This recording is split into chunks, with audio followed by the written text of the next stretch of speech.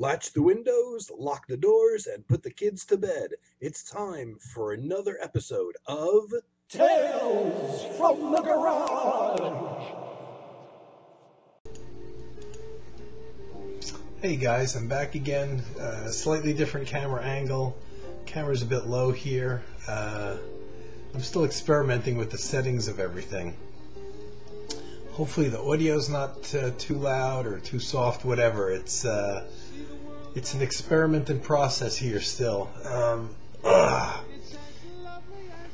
As I move the camera gets nearer or further away from the speaker, so I have to dick around with the volume levels.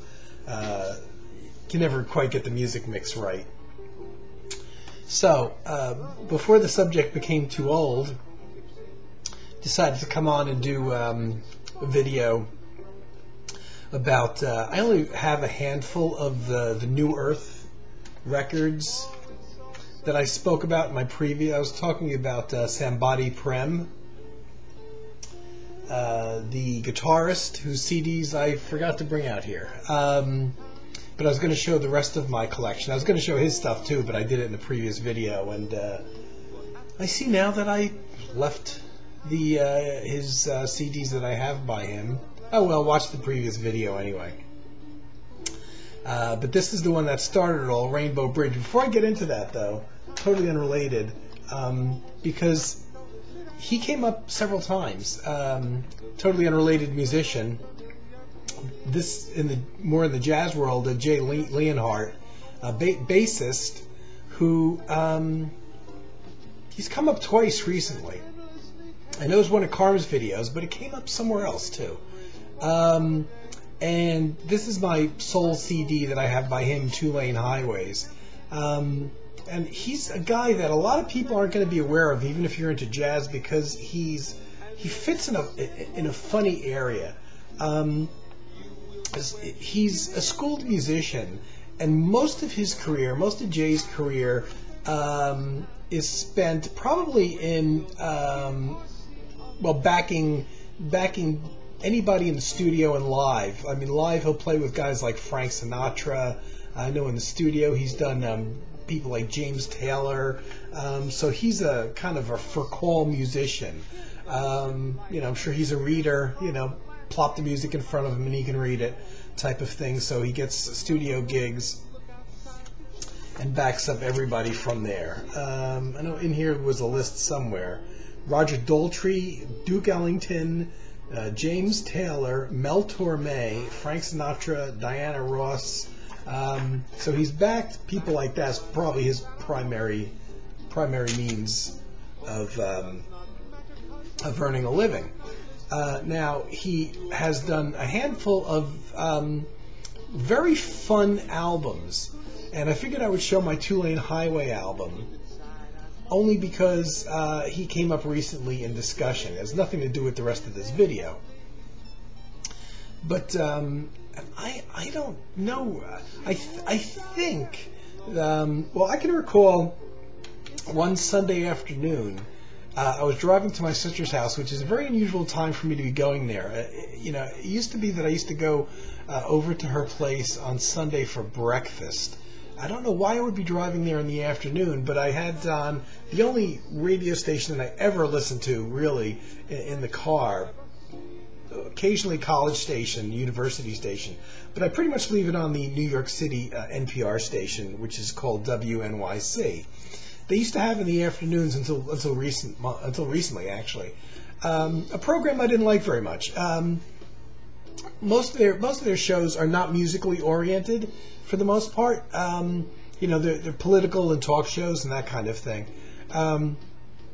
But they used to have a Sunday afternoon, started maybe around noon, jazz program that was mostly not the kind of stuff I like and listen to, mostly vocal-oriented jazz standards from like the 30s and 40s and 50s, a lot of Sinatra. I think they played Sinatra every week, matter of fact. So not really my kind of thing. But they did this one broadcast, as they did only on rare occasion, from an actual New York little jazz club in New York. And for this particular extravaganza, because it was unusual for a jazz club to have, music at, 12 noon or, 1 in the afternoon, whatever it was. They had this guy, Jay Leonhardt, a bassist and singer, and he was playing all his own material. And it was just so fun. I can't describe it any other way. This isn't jazz. This isn't instrumental jazz. It's vocal stuff, which is not stuff I listen to. And no one would probably say he's a great vocalist, because he's not. And I don't think Jay would say he's a great vocalist.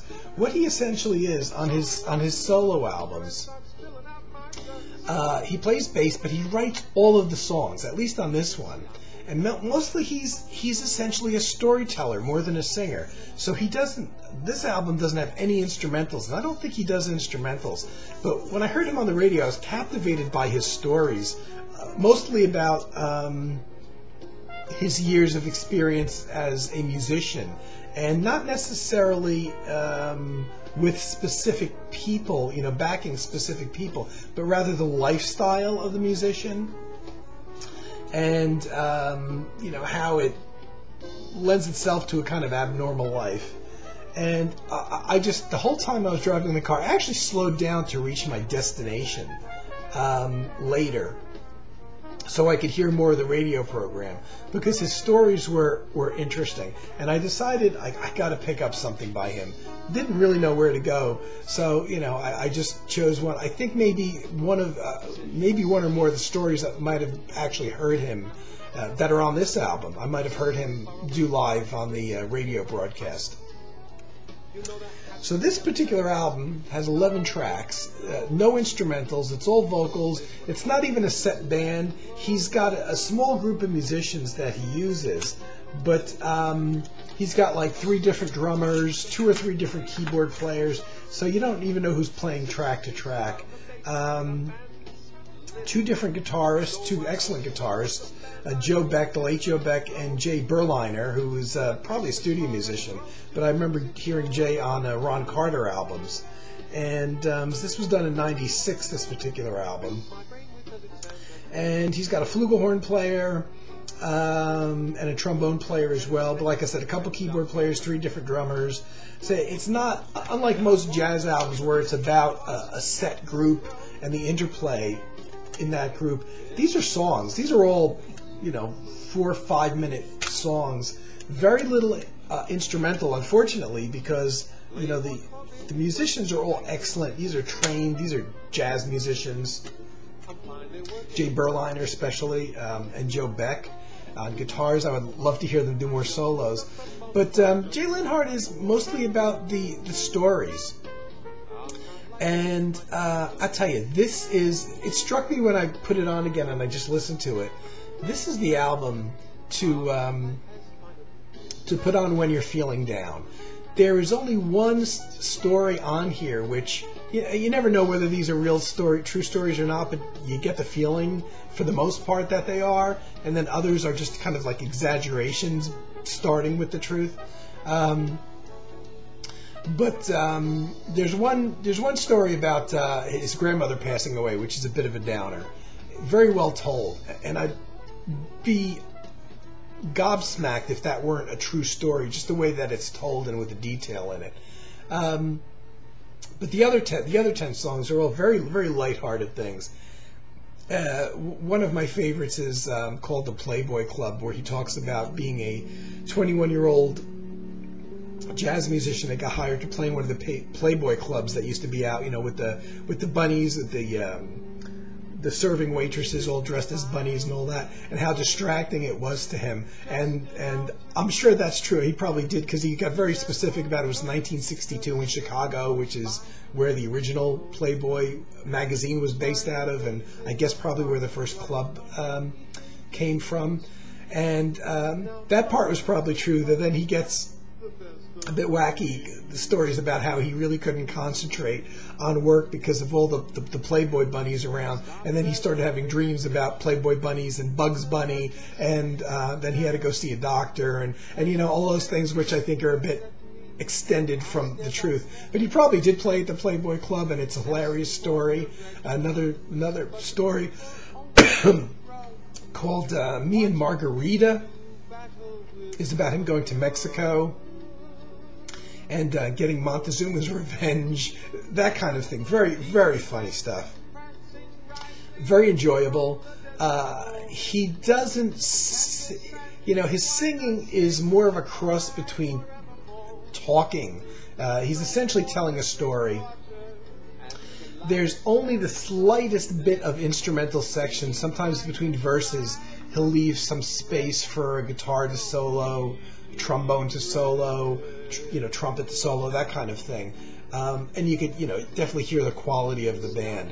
Oddly enough, there's no bass. I thought he would take the opportunity to do a little bass thing in there, or maybe even like do a unaccompanied song with just bass and voice. But he doesn't do that. He's got the full band on all of these tracks. But I'm keeping this one out and available to me simply because it's such a fun. This is the thing to play when you're down. Okay, I just wanted to show that because Jay Lenhart has been on the radar recently. We've been talking about him. Now back to my New Earth collection, and I spoke about. Let me kind of switch to New Earth music because you were listening to Jay Lenhart's album. My introduction to New Earth, or most of the artists, the lesser known artists, which are most of them, with the exception of Deuter, who I knew, who records for them. I bought this Rainbow Bridge album. Now, none of the Deuter doesn't appear on here, so none of the artists were known to me when I bought this compilation album. Excellent compilation. It's really nothing more than a sampler album. But it turned me on to all musicians, and I bought, I think it was maybe about 18 of their releases as a result of this, just buying this one album. I forgot to bring out, but I just showed them my previous video, my guitarist, Sambody Prem, who recorded 3 albums for them, which are all really very mellow, excellent, nice acoustic guitar and synthesizer-based albums. Very pretty stuff that I like very much. And despite the name Sambody Prem, he is a German musician, heavily influenced by Rajneesh Osho, who is this religious mystic, whatever you want to call him. I spoke about him in my previous video a bit.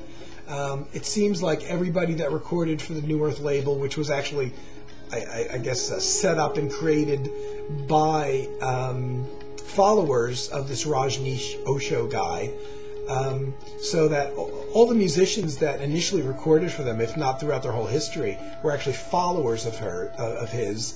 And also, many of them actually lived in ashrams or temples or the various communes that Osho had throughout the world. And there's a whole series of albums created by the musicians that were apparently recorded in these ashrams and communes during the time that the musicians lived there. But it's interesting that all of the albums that I have on this label were actually not only followers of Rajneesh Osho, but also they're all German musicians who got influenced by Indian music. And when you hear their music, it's not traditional classical Indian music. It's like a more modernized version of it. There's some other influences there, but it's the hand drums and the sitars and the flutes and maybe a little bit of electronic keyboards in the background, barely noticeable. It's not the mainstream,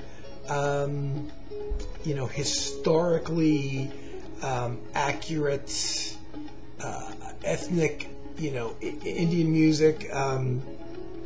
It's not quite the Ravi Shankar thing, though you certainly hear the connection. It's more of a modern version of that. But it's interesting that all the musicians that came on board, not all of them, but so many of them, and certainly all the albums that I have, Sambody Prem, all those folks, were German musicians that got heavily influenced by Indian music And then they were all also followers of this guy, Rajneesh, also known as Osho. And one of the big guys on the label, recorded a whole bunch of albums. There's another German guy whose name he changed to, I don't know what his initial name was, but known to the music world as Prem Joshua, who's primarily a flute and saxophone player, bamboo flutes, saxophones, santur, harps. He plays a lot of Indian instruments. So he's another German guy, heavily influenced by Indian music, who went on to create kind of this modern version of Indian music. Now, santur, I believe, is a Indian stringed instrument. I should have looked that up. And I also read, I don't see it on here, that he plays... I read that he plays sitar, but I'm not seeing the sitar on here. There's a lot of sitar on his albums, but there's a lot of other musicians that appear in his albums as well. Yeah, he does play sitar, tambura, lots of different types of flutes, saxophones. He's a good musician, and this particular album, Hamsafar, one of the tracks on the Rainbow Bridge compilation was taken from this album, and it's actually a song playing now to the extent that you can hear it. And I liked it so much that I had to, but by the time I got into this, all these records were pretty much out of print for the most part, so I had to really scuffle around to look for them. And this one I couldn't find anywhere, and I actually had to order directly from the artist himself. So I paid a lot more than if you found it on Discogs or got it through Amazon or something. But when I ordered it, I kept the receipt, which I like to do, and I ordered it back in 2003. May 2003, and back then it was hard to get. So I can imagine most of these for the most part haven't been reissued. They're available as downloads. Really good album. Prem Joshua on sitar and a couple different stringed instruments, Indian stringed instruments, but also mostly, he's a flute and saxophone player. Good. He's got great taste. He's got a real ear for combining instruments, not his own, through overdubbing, and what musicians to pick and use throughout the tracks. Who use hand drummers and any number of guests, even guitar and bass on some track, keyboards on another, vocalists. Sometimes he uses a male and female vocalist on occasion. So there's a lot of guests, hand percussion, that kind of thing. But I haven't heard an album of his yet that I don't like. There's probably a lot of his albums are very similar in direction. So, got that one. Here's another one of his, called Desert Visions. I think this is the first one I got. This one was a little bit easier to get, but again, I'm going back to the early 2000s. So, the availability of these is questionable. Another one in this, very much in the same direction as Hamsafar. I like it very much. Secret of the Wind, another one. Some of these may be more meditative than others. Now, Secrets of the Wind, I have to take a look. I think this one is actually a bit different, because I think it's him just solo. No, I'm wrong. There's a ton of violin. Oh yeah, there's violin players on this one. Lots of guest percussionists, keyboards, bass. He uses a lot on a lot of his solo albums. It seems he uses a lot of additional musicians, also keyboards and drummers, like his occasionally vocalists, in various types of percussion. This one has violin too, which is not something, and even piano, not something that I necessarily hear on his albums a whole lot. A violin, but it's another great listen. He also formed a band, very confusingly called Terra Incognita. You can see the name on there. Terra Incognita, N-I-T-A. Bad name for a band because there's at least 3 bands that have records out with that name. And the Terra Incognita group had 2 albums out, apparently, and only 2 with Prem Joshua as a member. And they either called it quits or they decided not to use the name anymore because there are 2 other bands with it. And both of the albums that they recorded, all on, both on the New Earth record label, were sampled on Rainbow Bridge. There's 1 track from each of the albums, and they're really good. And I still haven't been able to get the second one of the 2, but I was able to get one of the 2. I think this is the second of the 2 albums. This is called Tribal Gathering. I then bought another album, I remember by, online, that I thought was their second album. It was a completely different band, a techno band, as a matter of fact. And looking up the history, I discovered that there's at least a 3rd band using the same name, Terra Incognita. Very confusing, which may be why they stopped using it.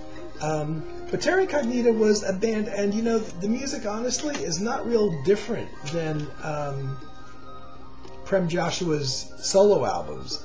The other 2 members are Chinmaya, who's a sarod player. It's apparently the only instrument he plays.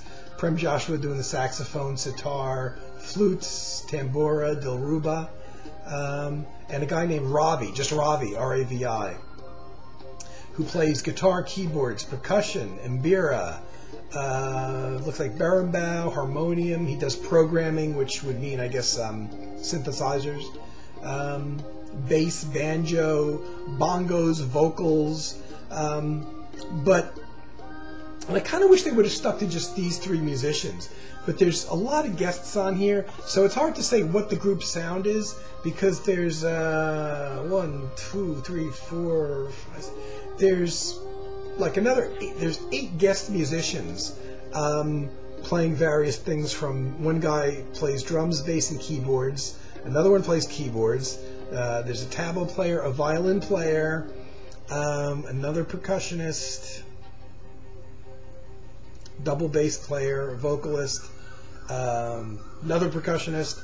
So I kind of wish they would have stuck just to the 3 guys in the group, because it's hard to really say what the group sound is, because you've got this core group of 3 musicians, and then you've got 8 additional musicians, doing things like violins, and I don't know if they ever played live and if they could pull it off because of the overdubbing and all the additional guest musicians, unless they hired a whole bunch of guest musicians to play with them. So it's a little hard to say what the group dynamic was, and I'm still looking for the second album. Actually, the other album that I don't have by them, which was their first album, I believe. But it's a good album. It's very similar to Prem Joshua. My guess is that he probably put the group together. And it's if you have the flavor for the Indian music, and you like the flutes and the sitar sounds and the hand drum sounds, it's a really good way to go. Now, the most well-known probably musician that records for the label is Deuter, and Deuter has I only have a few Deuter albums. Wind and Mountain, which is for the New Earth label, from 2001. Yeah, Deuter, the flute, mostly flutes and synthesizers, and many or most of his albums is just him solo, which is something I really like. He, I believe, is still recording for New Earth. He's probably their biggest name star.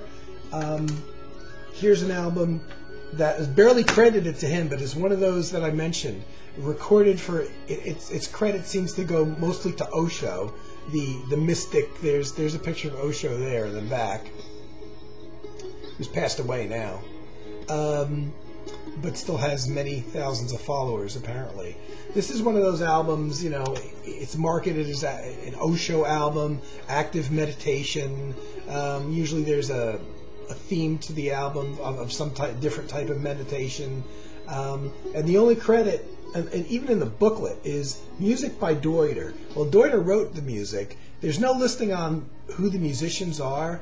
I know Deuter tends to play solo and do multi-tracked overdubbing, but I read that when he recorded these, he recorded several albums for Osho, apparently while he was living in one of their communes.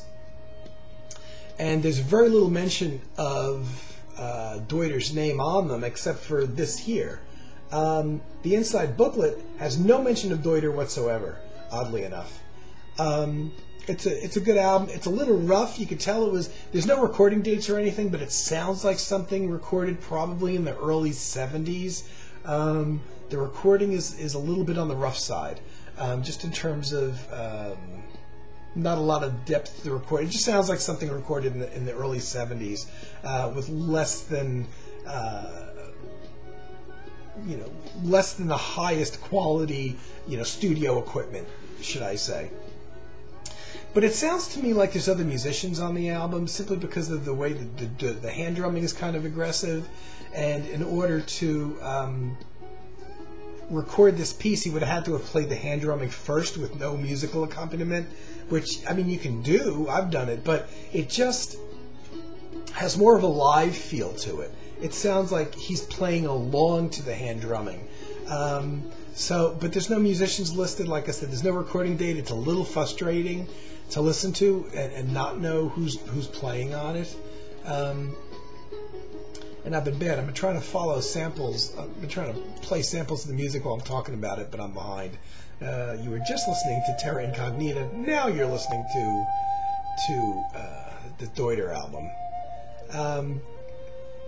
So I don't know. There's several. I thought this was the only album he had recorded for kind of under Osho's name, but Carm has since corrected me, and he's done at least 3 that are basically credited to Rajneesh Osho, which is the mystic leader, with music by Deuter. So right now I'm playing in the background, or however loud it is, I'm not sure, is the track, is the music I'm talking about from this album, where the hand drumming's kind of aggressive, and you hear guitars being strummed, and it just sounds to me like there's an interplay, like there's other musicians playing here, but there's no information, there's no credit, like I said, not even recording dates, which is very frustrating to somebody like me.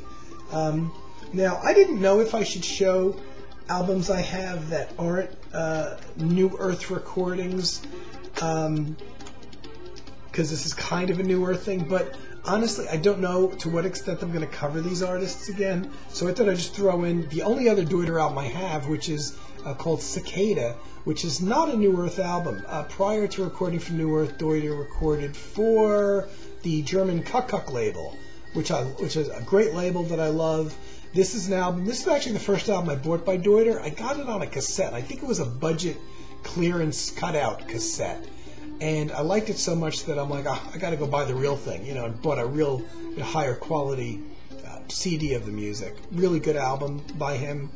I've got a lot. I've probably got 20 of his albums in my wish list, but I only have these 3 so far.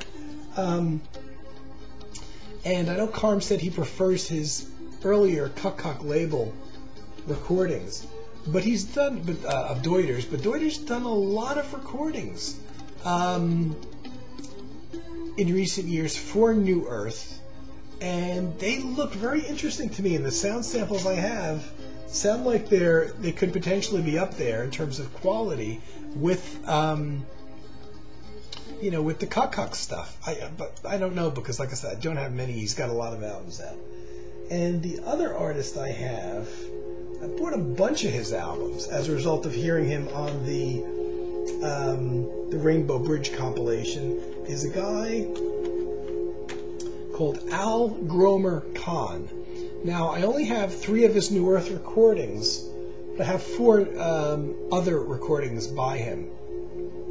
Al Gromer Khan, another German guy, like Deuter, who got under the spell of Indian music, and his music is heavily influenced by Indian music. It's perhaps most of the time a little less traditionally and acoustically based than musicians like a Prem Joshua would be, whose music comes very close to sounding like modern classical Indian music. Al Garmer Khan's main instrument is the sitar, but his other main instrument is keyboards, electronic keyboards specifically, which he plays a lot of. In fact, he's got entire albums that he doesn't apparently play any sitar on at all, that he plays just electronic keyboards. He's so he's less he's heavily influenced by the Indian thing, but he's less rooted in making what sounds like a modern kind of traditional Indian music. His albums are generally much more spacious. Not this one in particular, Tantra Drums, because it is percussion based. A lot of very high-tech recorded, what sounds like real hand drums, but I'm thinking a lot of them could be sampled as well. So this one has a bit more flavor of percussiveness to it, and a bit more up-tempo as a result. Because so many of Al Garmer Khan's albums are, I wouldn't call them meditative, but they're very, very laid back, very getting close to meditative. Most of his albums feature, like the next two, which are also on New Earth record label, very similar musical direction. Space Hotel, Future Lounge. These follow what I guess is his primary MO, which is there's sitar in there, but it's backed by a lot of synthesizers, and that's the primary sound, with a little bit of hand drumming here and there, and only lightly percussive. And it seems like at least there's a few albums that seem to follow the path of the more sitar-oriented tracks, and maybe the ones that are a bit more rhythmic, whether they have drums or not, or the ones with drums, kind of start the album. And as the album gets more toward the end, I notice there's more of a tendency to do more of the quieter ambient stuff. More synthesizer-based, less, with maybe no rhythm at all, if any. Which I kind of like that. I kind of like something that kind of starts. If you're going to have a mixture of slightly, I'd say rhythmic tracks, but things with a pulse to them, I like them to be at the beginning of the album, and by the end of the album, you're kind of floating. He's got quite a lot of albums that seem to follow that directive. He's also done a couple, and only a couple albums, that are purely ambient albums. Now, I have 4 other albums. None of these are on the New Earth record label. I thought I'd show them. One of his 2 that I'm aware of, definitely ambient albums, is one called Almond Blossom Day, which is just one track that's almost 55 minutes. I don't recall hearing any sitar on this. It's mostly just synthesizer. And it strikes me as more... And you don't really hear the Indian influence on here as much. What it sounds like to me is, if somebody told me this was Eno, I would believe it. This is probably the only one of his that, at least the full album, I would say, well, it could be an Eno album. Reminds me of Neroli by Eno, Thursday Afternoon, those long form pieces that kind of sit in the same place for the entire duration. This is one of those. Like I said, I don't recall hearing any sitar on this. It's mostly electronic keyboards on here. And then one, here's one to, looking at Al Garmer Khan, another German guy who adopted this Indian name and was influenced by Indian music, and a follower of Rajneesh Osho. He's recorded apparently a lot of albums, like over 50 albums. But here's, and every artist has one of these at least in their catalog. This is on something called Blue Star Communications. This is an album called Konya, or Konya. which is something to avoid. It's boy, this is awful. This is the I think a Tangerine Dream, and if you're aware of Ambient Monkeys, boy, this is one like, what was he thinking? I call these "What was he thinking" albums. Like, why would they put this out? I don't know if this is like put together in a day or something, but there's 4 tracks. It only runs like 37 minutes or something like that, and 2 of the tracks are the same track, Arcania, like a slightly different version of it, and it isn't even a good track to start with, and it's just the way, and the track kind of fades out and you think it's over, and then it comes back with the same musical piece again and you think it's over, and it fades out, and it does that for like 10 minutes, and there's 2 versions of that on here, and the sounds aren't even good. Like, the synthesizer is very trebly and harsh sounding. The other 2 tracks that make up the album, which make up maybe 20 minutes at the most of material, are a bit better. But I don't know what this is one of those albums, I don't know what he was thinking. It's kind of like, I wonder if this was recorded in a single day kind of thing. There certainly wasn't a concept there. And I'm thinking that the only reason that there's 2 versions, quote unquote versions, of the title track is because the CD is so damn short. They it would have been under 30 minutes if they didn't put the second version on there.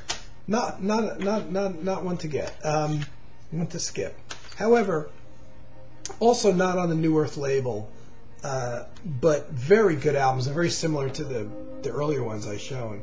One called Mahogany Nights, which is very good, which is very much like, it could be like the Future Lounge or Space Hotel. Mahogany Nights was another, this is I'd say return to form, because I don't even know what order these were made in, but heavy on sitar and synthesizer, just a little bit of hand drumming in there, and a very good one, which I was attracted to it simply because of the title, called Music from an Eastern Rose Garden, which is one that I really like, from 1989, and this is I think a German label, Aquamarine Verlag. I'm sure I don't have anything else on that label, if that's even a label. So this is even more obscure than the New Earth stuff. This is a really, really good album. Not very different than the Space Hotel and that kind of thing, but just a really, well done. It's good. If I only had one by him, this would be a good representation of what Al Gromer Khan, the synthesist and sitarist, has done. I don't get, I don't know why these guys change their names so much, but whatever. Now, I have one other, I said I didn't show the guitarist Sambadi Prem that I showed in my last video. I forgot to bring his stuff out. I do have one other on New Earth by a guy named Kamal, another German-born guy, but I think he moved to Australia, keyboard player. This is a real good synthesizer album.